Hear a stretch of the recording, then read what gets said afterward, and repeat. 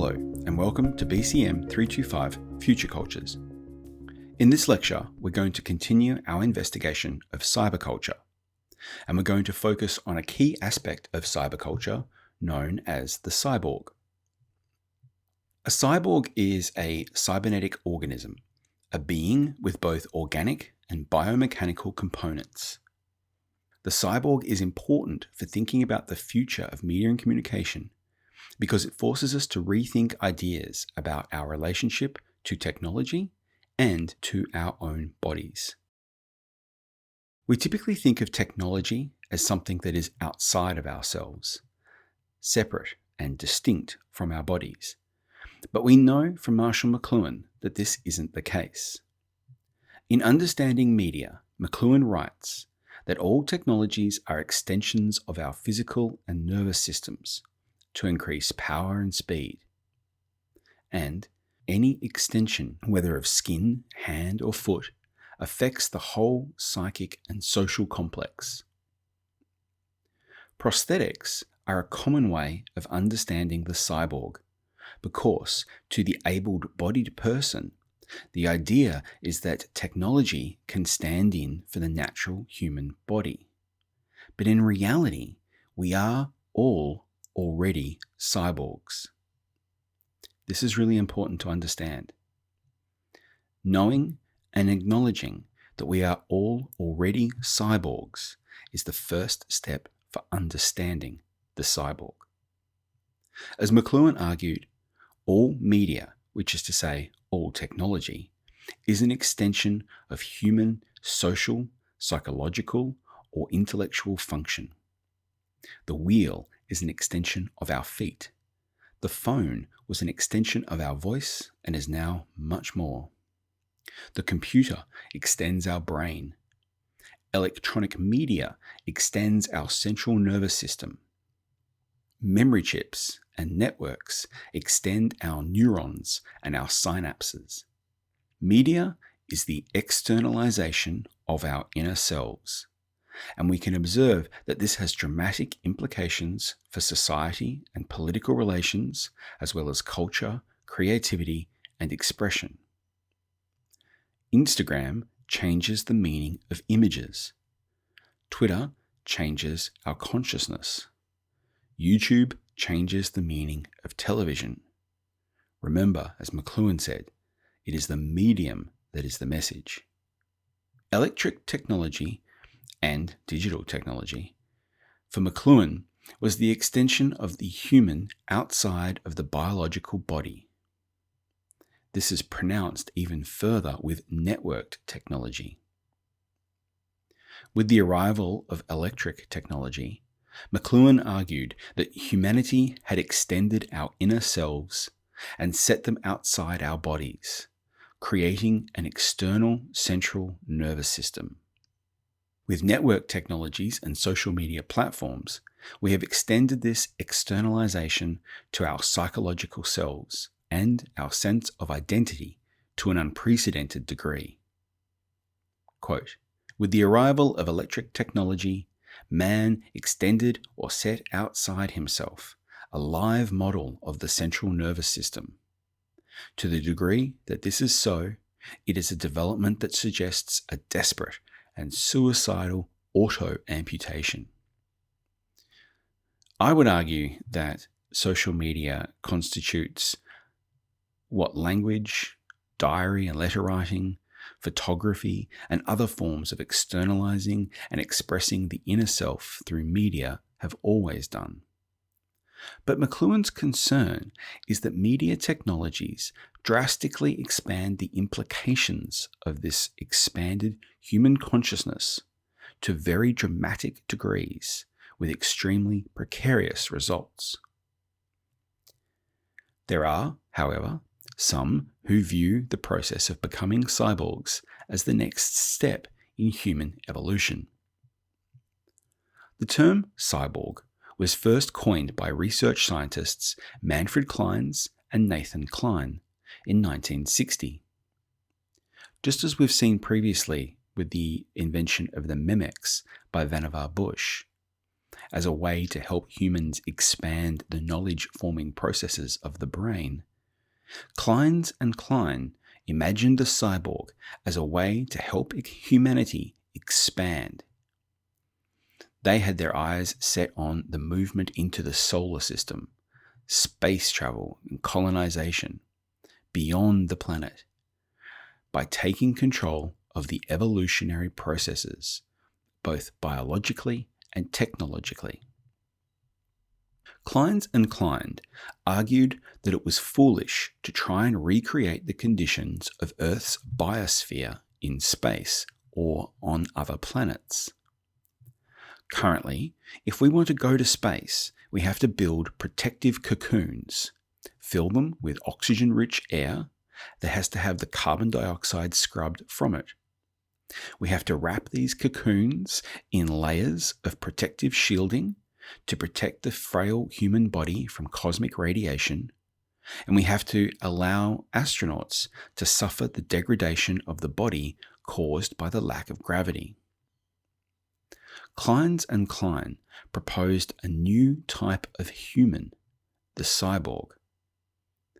This human would be cybernetically enhanced, genetically modified, and technologically augmented in order to be able to survive in space.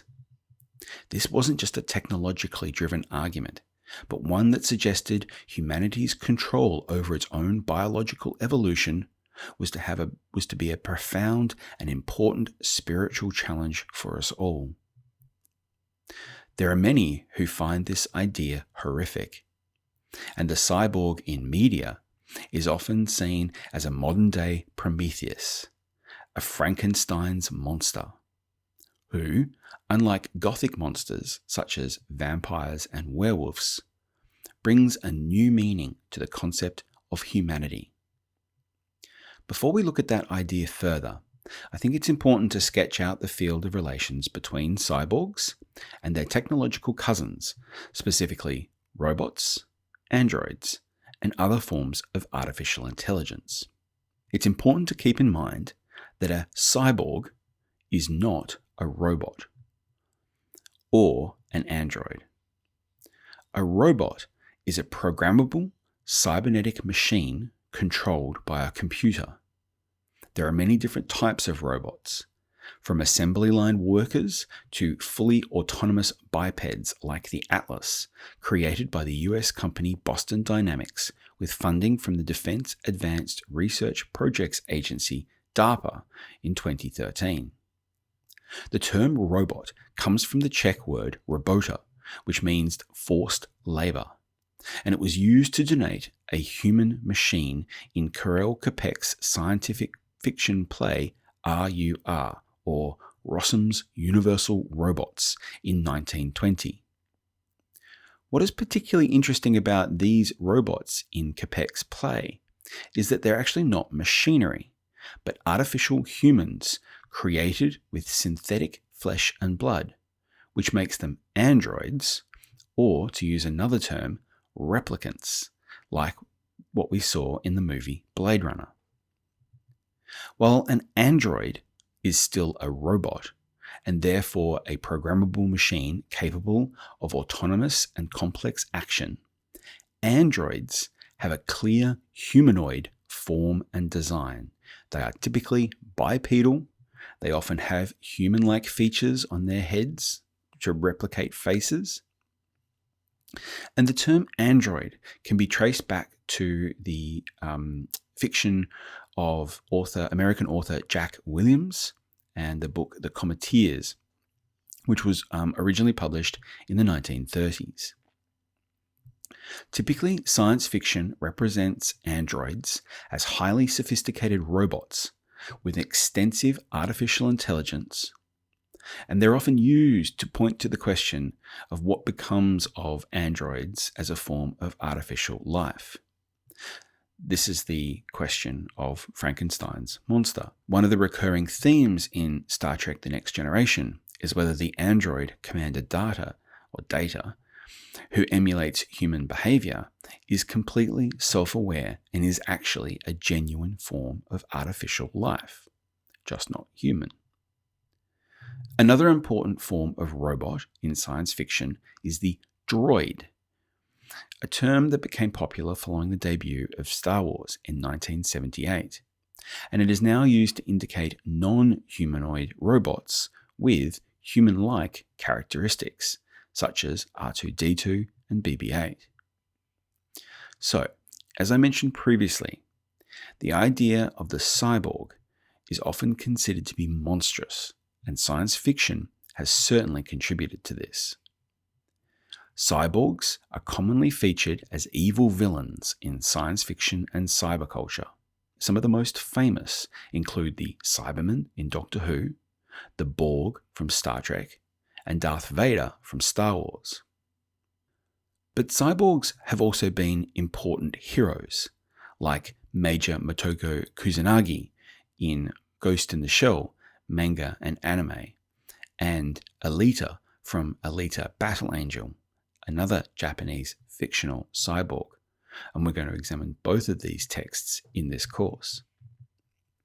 Cyborgs were also part of a very important socialist feminist movement in the 1980s and 1990s, which saw the idea of the cyborg aligned to a major postmodernist political agenda.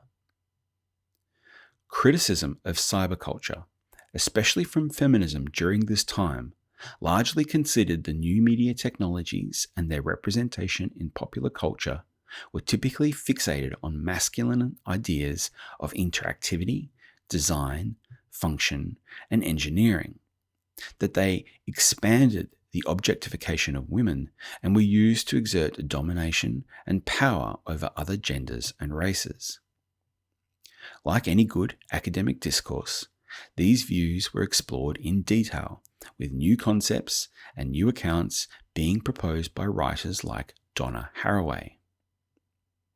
I'll put a link to this reading in the Moodle site this week, and I want you to take a look at Donna Haraway's 1985 A Cyborg Manifesto, in which she takes on the idea of the cyborg to rethink what it means to be human. Donna Haraway in the Cyborg Manifesto argued against the essentializing notions of 1970s and 1980s feminism and criticized the binary understanding of the world and our use of polar opposites, male and female, machine and human, dead and alive, and challenged the use of these binary understandings and the way they are used to understand the reality of our world. Haraway argued that the cyborg dismantles binary systems. Binary systems sees everything in pairs: man, woman, child, adult, immature, mature, sexual, asexual, gay, straight, life, death, us, them. Haraway employed the cyborg as a heuristic metaphor in order to overcome these binary distinctions.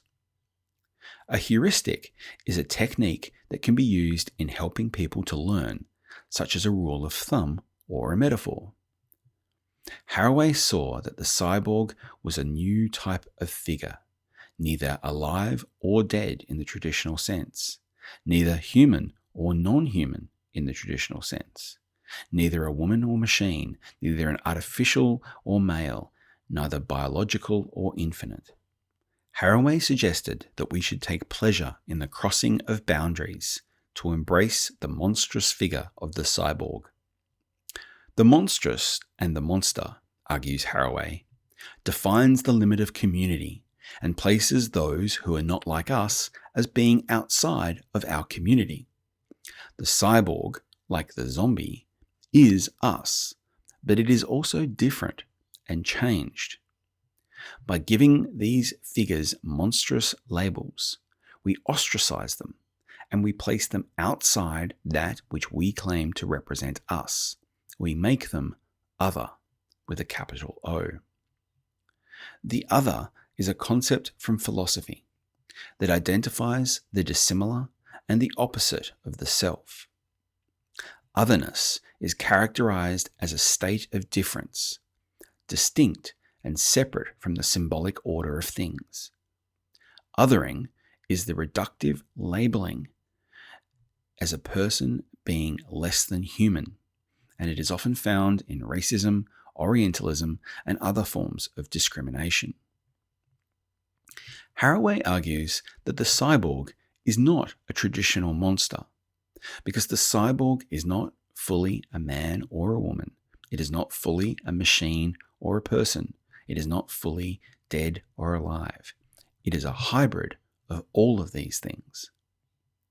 The cyborg is different to other monsters because it is not from mythological or supernatural origins like the vampire or the werewolf. She argues that the cyborg and its machine qualities are a logical extension of the types of devices that we use in the everyday, such as computers and mobile phones, and thus evades the typical Western dualist ways of thinking and classification. This idea is expressed in the Manifesto for Cyborgs on page 180. She writes, "Unlike the hopes of Frankenstein's monster, which it can be argued is more akin to the android of science fiction, the cyborg does not expect its father to save it through the restoration of the garden, that is, through the fabrication of a heterosexual mate, through its completion in a finished whole, a city, and a cosmos. The cyborg does not dream of community on the model of an organic family. The cyborg would not recognize the Garden of Eden. It is not made of mud and cannot dream of returning to dust." This is the core theme of the movie Ghost in the Shell, particularly at the end when the Major is fused with the Puppet Master and is able to explore the internet unbound. She says, "The net is vast and infinite." The internet is not the Garden of Eden. It is something new entirely. It is the externalized consciousness and subconsciousness of a collective. For Haraway, just as it was for Vannevar Bush, Marshall McLuhan, and other cyberneticists and cyber theorists, the machine expands the way in which we think, it expands our bodies, and therefore it expands who we are and what we are. Machines do not change what we think, but it helps us to change how we think, to make new connections, to make new leaps, and to create new associations, no longer isolated, but connected to others in doing so. For Haraway, the cyborg does not dream of community. It is outside of communal thinking because it is no longer human, but it has an affinity for networks and making connections. It is not human or machine. It is not natural or unnatural, but both and something new. The cyborg is a model in Haraway's thinking for the future of humanity, one which leads to different attitudes towards biological, digital, and mechanical technologies. It no longer makes sense to distinguish between us and cyborgs. We are cyborgs when we use writing instruments or a paintbrush, when we wear clothes or glasses or have surgical operations. All of these are transition points on the way to the cyborg. Haraway goes further to suggest that the cyborg is also a way to escape the binary configurations of gender and its biological limitations. Remember, she's writing in the 1980s. The cyborg, according to Haraway, is an ambiguous technological arrangement, an artifact which disturbs the boundaries between cultures, genders, races, the organic and the artificial, and a figure which collapses temporal and spatial distinctions because it is both human and machine. It is this boundary crossing, this escape from duality, and a potential radical new figure that is embraced in cyberpunk fiction, which connects the cyborg to cyberspace, and we're going to begin to explore those ideas in the next couple of lectures. So remember, the future is now.